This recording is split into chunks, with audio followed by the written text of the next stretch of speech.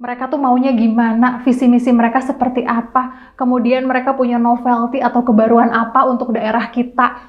Memang kita harus tahu itu, teman-teman. Jadi dalam hal ini, halo teman-teman, balik lagi sama saya Rati Effendi, dosen Ilmu Komunikasi Universitas Pasundan Bandung.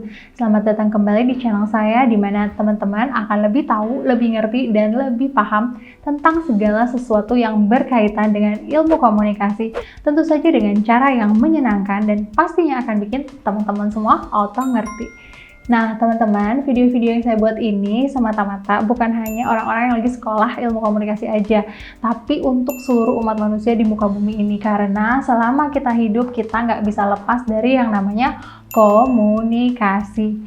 Nah, dalam komunikasi itu kita kan udah tahu ada komunikator, ada komunikan. Komunikator itu siapa yang menyampaikan pesan, komunikan itu siapa yang menerima pesan. Dalam hal ini tentu saja dalam komunikasi politik, komunikator politiknya adalah politisi, profesional, aktivis. Sekarang tidak tiga aja, tapi juga artis, karena mereka juga ikutan dong bergelut dalam bidang politik. Nah, tadi kita udah nyebutin beberapa komunikator politik. Yang pertama politisi, kemudian yang kedua profesional, kemudian aktivis. Nah, kalau politisi itu memang namanya juga politisi, orang-orang yang memang bergelut di bidang politik itu sendiri. Orang yang beraktivitas mempengaruhi orang lain untuk mengincar dan memperoleh jabatan politik. Jadi mereka itu benar-benar tujuan mereka itu adalah untuk mengincar jabatan politik itu sendiri. Nah, kemudian yang kedua profesional. Dalam hal ini profesional adalah orang yang dibayar perorangan atau konsultan, misalnya Vogue, LSI. Tapi dalam hal ini juga profesional juga di era sekarang sudah masuk ke dunia politik, kayak misalnya Mas Menteri, kan beliau asalnya profesional nih di bidang bisnis. Kemudian Pak Wisnu Tama, nah beliau kan seorang profesional nih di bidang media, sekarang sudah masuk ke dunia politik, dan banyak lagi contoh lainnya. Kemudian yang selanjutnya adalah aktivis. Aktivis dalam hal ini mereka adalah orang-orang yang melakukan pemberdayaan atau advokasi politik secara independen. Kalau misalnya teman-teman lihat, banyak banget aktivis-aktivis sekarang yang masuk ke dunia politik. Dari 3 poin itu saya mau nambahin yang tadi saya sebutin tuh artis. Artis juga sekarang sudah menjadi komunikator politik, karena kita bisa melihat popularitas artis bisa menjadi komoditas yang baik untuk meraih suara dari pemilih. Kayak misalnya partai-partai tertentu, atau malah ada satu partai yang isinya artis semua.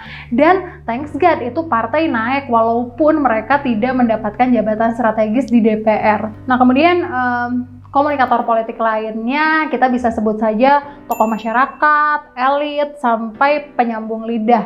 Nah, tokoh masyarakat dalam hal ini orang yang menjadi rujukan berpikir dan berperilaku bagi komunitasnya. Kayak misalnya tokoh masyarakat di sebuah daerah, atau enggak kayak gini nih. Salah satu suku itu mereka punya tokoh yang dituakan, tokoh yang menjadi rujukan dalam pengambilan keputusan apapun. Nah, mereka juga bisa menjadi sebagai komunikator politik. Nah, kemudian elit birokrasi juga bisa menjadi sebagai komunikator politik, seperti misalnya Dirjen, Sekda, Kabiro, yang lainnya, pokoknya kepala-kepala kayak gitu. Nah, kalau penyambung lidah dalam hal ini adalah kelembagaan sosial yang tumbuh di masyarakat atau komunitas yang menyalurkan berbagai pesan kepada masyarakat secara sukarela. Misalnya kalau teman-teman pernah nih datang ke sebuah warung kopi, di mana di warung kopi atau lesehan itu teman-teman menemukan ambience untuk ngobrolin tentang politik. Oke, tadi kan kita udah ngobrolin definisi komunikasi politik, kemudian komunikatornya siapa, kemudian pesan yang disampaikan dalam komunikasi politik itu apa. Nah, sekarang kita bakal ngobrolin yang namanya strategi komunikasi politik.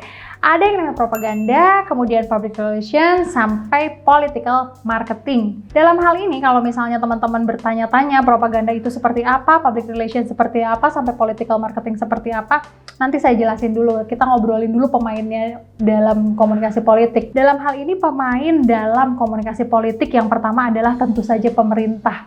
Pemerintah dalam negeri maupun luar negeri. Kalau misalnya teman-teman nanya, oh ngapain kok bisa sih pemerintah luar negeri ikut-ikutan di ranah politik nasional? Jangan salah, kita nih memang bergaulnya tuh internasional banget, bahkan banyak banget kebijakan-kebijakan dalam pemerintahan kita yang boleh jadi mendukung atau malah menolak sama sekali kebijakan-kebijakan politik yang diberlakukan di seluruh dunia. Kayak misalnya apa yang terjadi sekarang di Indonesia nih, perdagangan, trading, aduh ini sensitif, kayak Indonesia ini kan pinjem duit ya dari Cina banyak banget. Jadi kalau misalnya istilahnya gini loh, itu pasti sudah ada aturannya dalam perundang-undangan di Indonesia. Uang yang banyak banget itu, jangan salah, dipinjam itu pasti berbunga, dan berbunga. Contohnya aja kalau misalnya teman-teman nyicil mobil, harganya 100 juta. Nah, kemudian teman-teman pinjam duit kan 100 juta.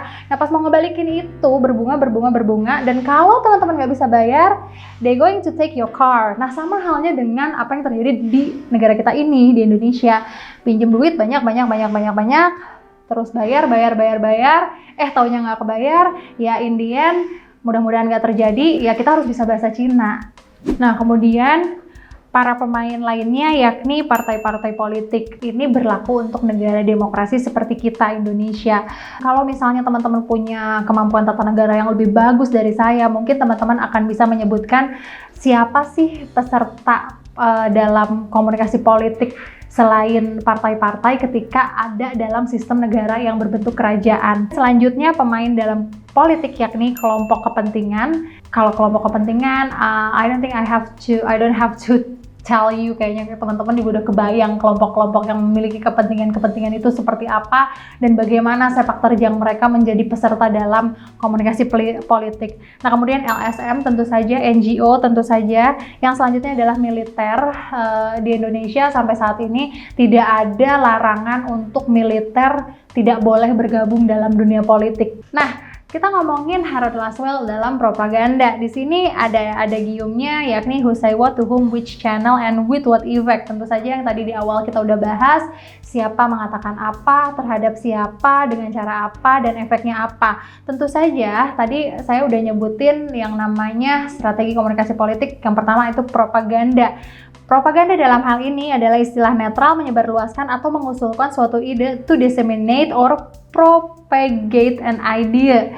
Ya, jadi untuk mempropaganda ide yang disampaikan. Kemudian dalam hal ini tidak berkonotasi negatif. Jadi teman-teman jangan berpikir bahwa propaganda itu adalah sesuatu yang selalu negatif. Boleh jadi propaganda dilakukan untuk tujuan baik. Karena dalam hal ini pesan dianggap boleh jadi dimanipulasi untuk tujuan baik.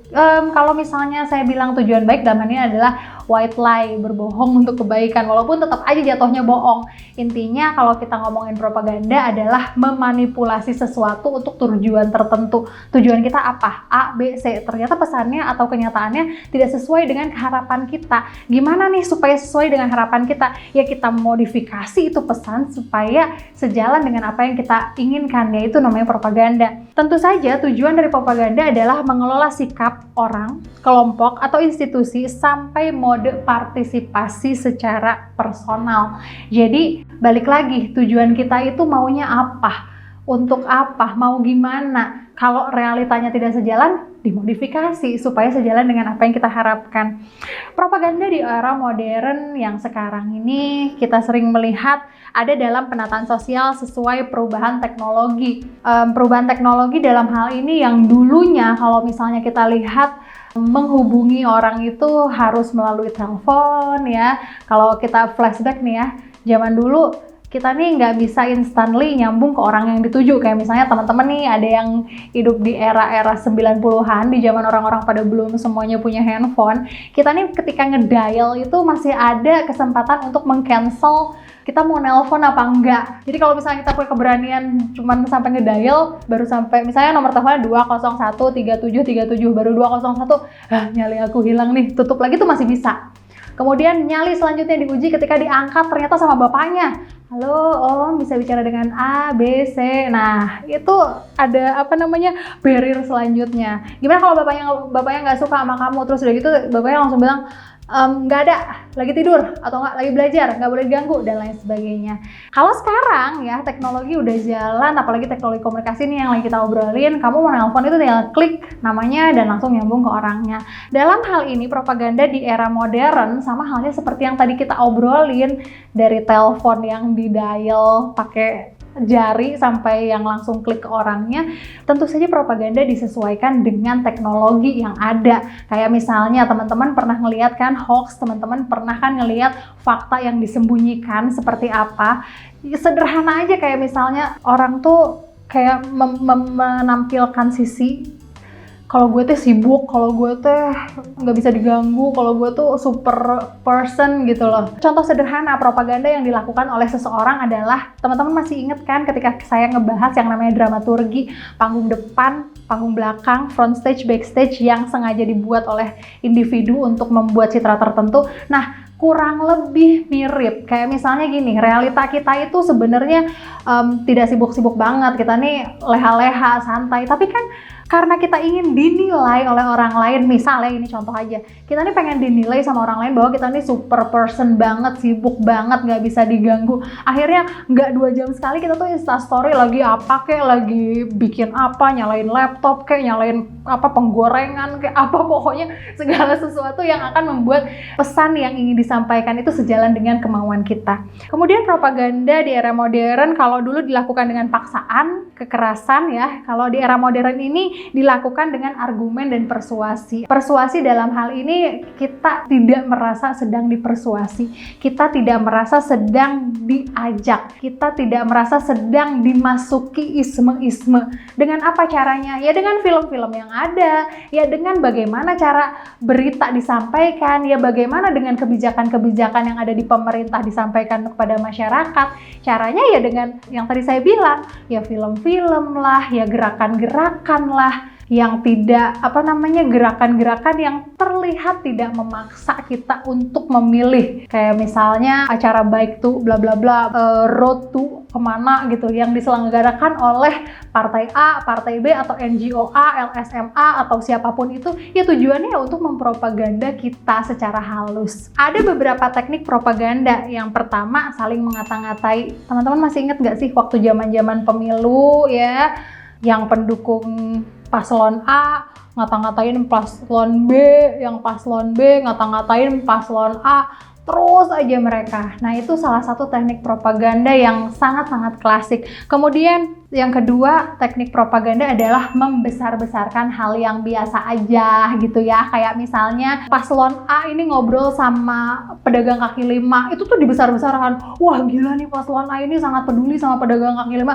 Padahal ngobrol doang men, cuman ngobrol doang, tapi dibesar-besarkan. Itu hal yang positifnya. Hal yang negatifnya misalnya nih paslon A atau paslon B ngerokok nih ya. Oke, ngerokok itu kan hal yang boleh jadi kita sering lihat lah banyak orang yang melakukan itu. Tapi ketika dilakukan oleh paslon A atau B, itu menjadi sesuatu yang boom gitu, sesuatu yang wah ini ngerokok nih, gimana nih, tidak mendukung kesehatan, tidak mendukung inilah, tidak mendukung kampanye anti kanker paru-paru dan lain sebagainya. Poin yang selanjutnya adalah mentransfer informasi yang salah, kemudian menyebarkan hoax, kemudian testimoni yang tidak sejalan. Kayak misalnya gini, saya kenal loh sama paslon A, tapi paslon A itu memang kalau di media begini, tapi kenyataannya sebenarnya nggak kayak yang ditampilin, justru sebaliknya dan lain sebagainya.